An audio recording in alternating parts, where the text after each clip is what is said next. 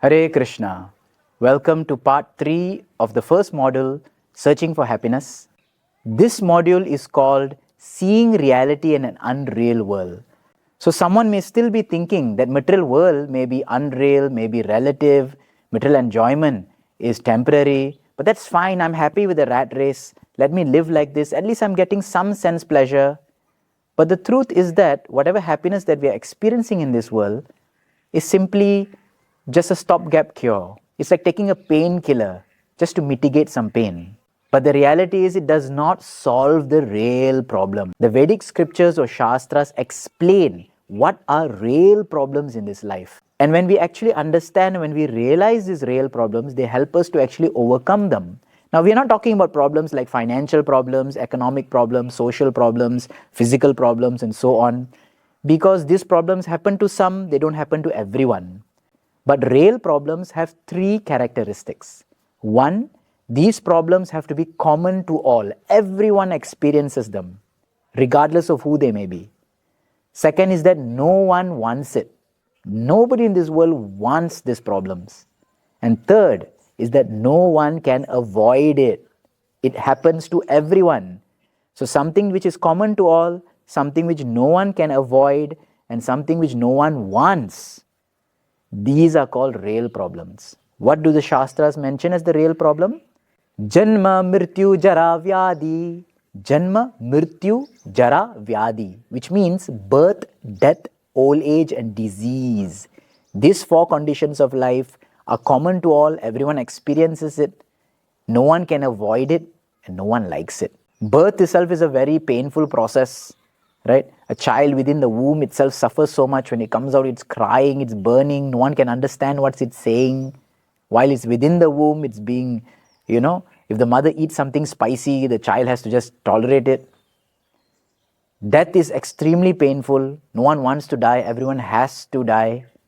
So for the person dying itself is painful. Sometimes you see a person leaving their body and they're gasping for air, struggling. Or sometimes they're tearing, crying, they're fearful.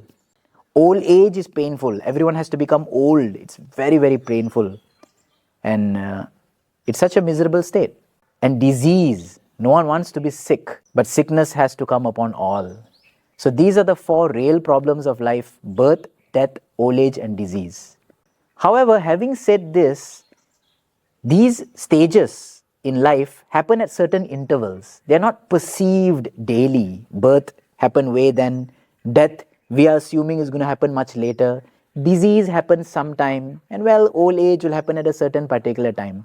They are not so much perceived. So, between these 4, which only are perceived in certain intervals, there are 3 more what is known as klesha, or 3 more miseries in life, which keep happening constantly, which again we may fail to see. So, between these 4, there are 3 which keep constantly happening. What are these 3 called? They are called Adhyatmika Klesh, miseries brought to us by our own body and mind.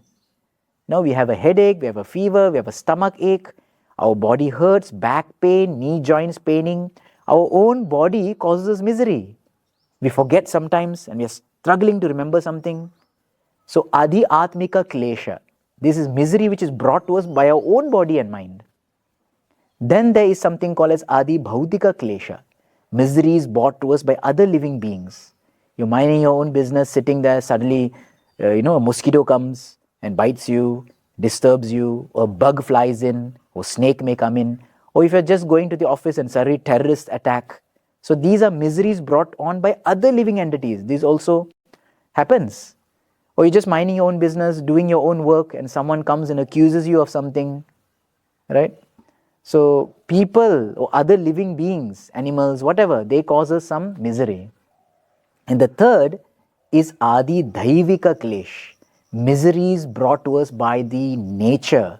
For example, suddenly it's too hot, or it's too cold, there's an earthquake, there's a tsunami. So these are things beyond our control. So like this, if we see constantly, these 3 kleshas or miseries are always provoking our life. Our Vedic Shastras say an intelligent person is not trying to fight for his economical problems, social problems, physical problems, but he actually sees Birth, death, old age, and disease is the biggest problem in life. And along with that, these three kleshas, these three miseries, they are the real problems or miseries in this material world. So what does all these mean? This is a telltale sign that this world is not for us. The Bhagavad Gita, one of the main scriptures in the Sanatan Dharma, it mentions this world as Dukkhalayam Ashashvatam. Dukkha Alayam means this is a place of misery. And Ashashvatam, it's not permanent. So even the miseries will not be permanent. But still it's filled with dukkham, it's filled with tribulations. Now a person may say, I don't care for it. Let me just sail through life, live through life, go through the rocks or whatnot.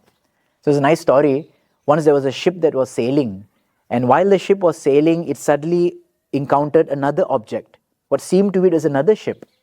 And this ship, the first ship, started to radio to the second ship. It said that, hey, you're in my course. Turn your ship away, else there will be a collision.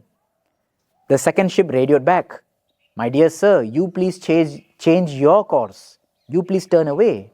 The first ship thought, what is this? And he replied back, we are the second largest ship in the military navy and so on and so forth. We are this, we are that, we have done this, we have done that. You better change your course. I'm not going to change my ways. The second ship replied, we are a lighthouse. You decide. So this is our story in life as well. Life goes on a certain set of principles, a certain set of rules, a certain way how it's governed. We can't bulldoze our way through life thinking that I'll do the way I want, how I want. We have to understand how the game works and live by it. So like this, we can't just go on brandishing our way through life thinking I'll do what I like and what I don't. But there's a certain set values that if we follow by, we can actually achieve real everlasting happiness. Happiness is a byproduct of love. Now it's not that physical love. That could be infatuations. It's not an emotional, mental love. But it's that love, that eternal pure love, which brings about gratitude and joy in our lives. Factually, we all want to love and be loved unlimitedly. We all love to give love to others and we want to be loved by others unlimitedly. And therefore, to experience this, we need to connect with an unlimited source of love, unlimited source of happiness, by which we can actually receive and give unlimited love. So to experience this exchange, this is only possible in God, because God is such a source of unlimited happiness and bliss, unlimited happiness. If you take an example, a lotus is so beautiful, but it grows from mud.